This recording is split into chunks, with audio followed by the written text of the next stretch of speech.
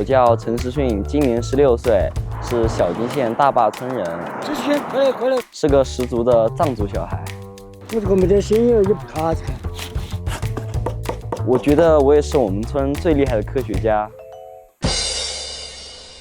因为我是男孩子嘛，然后小的时候很喜欢玩具，但是爸爸妈妈都不给我买，所以我就特别喜欢拆东西。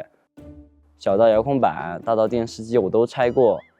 有的装回去了，有的没有装回去，然后为此还挨了父母很多顿打。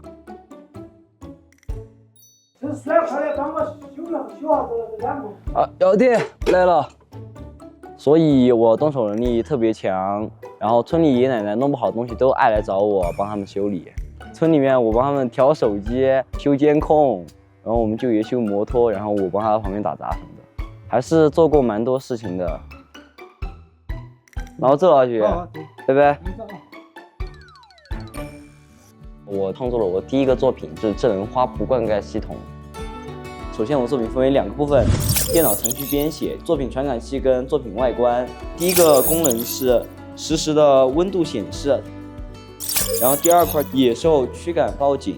首先这里有个运动传感器，它可以检测到有运动的物体经过，蜂鸣器来起到一个驱赶作用，然后亮红灯来警示我们有野兽进入。最后一个是有3块土壤传感器构成，当每一块土壤传感器对应的都是每一块不同的区域，给它达到一个浇灌的目的，降低这块土壤的干燥程度。这就是我的作品智能花圃灌溉系统。同学们好，今天我们来开始学习开源硬件的基础知识。打开我们的这个套盒，这些硬件就是我们。我第一次来到学校接受到科创课程，我感觉这个课程像是给我打开了一个新的世界。原来小时候捣鼓的那些东西都可以在这里实践应用，并且我还可以创造更多不一样的东西。我们小吉同学的课程是从2022年开始开办那个科创课程，已经将近2年了。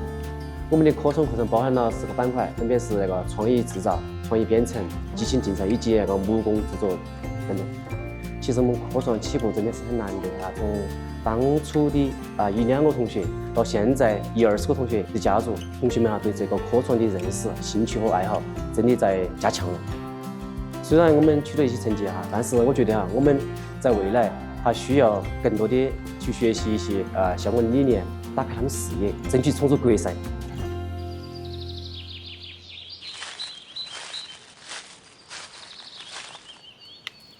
我们小金的苹果是非常出名的，因为在2700米的海拔，昼夜温差很大，所以它里面会结成一层糖心。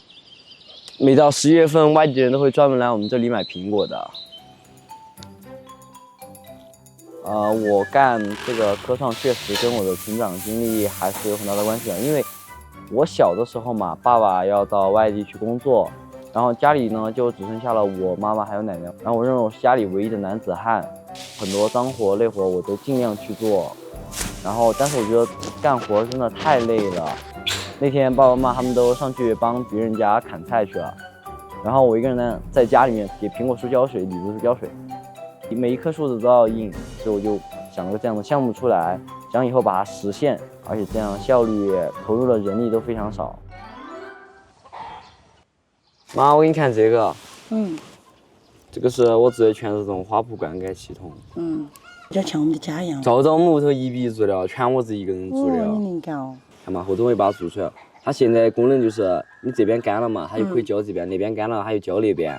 妈，你不要看它现在只是我的一个想法，而且我肯定把它实现。乃至让我们屋头，让整个大坝村都用上我这套系统，我们2天全部一起都直接就是躺到起种苹果，躺到起赚钱了。你这么凶啊？肯定噻。那你就要做到言出必行哦。妈，我不能半途而废。我会努力的。我相信你。第2届阿坝州青少年科技创新大赛及机器人大赛正式开幕。这次是我第2次参加阿坝州的青科赛了。每次来到这里，都可以看到我们阿坝州整个州的喜爱科创的同学们的项目，可以看到别人的创意和他们如何实现创意。电动吸尘黑板刷，在擦黑板时不受到粉尘的伤害。推拉简易式清洁封箱装置。我们每次取书的时候，它速度都很慢，制造一个这样的书柜嘛，就可以自动取书。深处靠近报警系统，减轻电力公司的经济损失。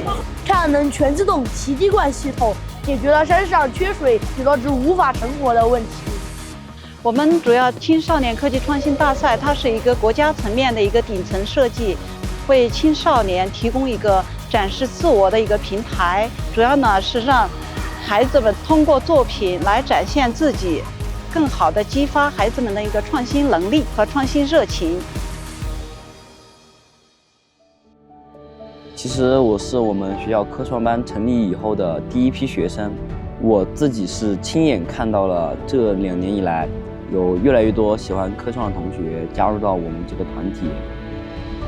我和我的同学们，我们都希望通过我们自己的努力，用自己的创造，让我们脚下的这片土地，我们的家乡更美好。用科技的力量，给这片土地带来前所未有的变革。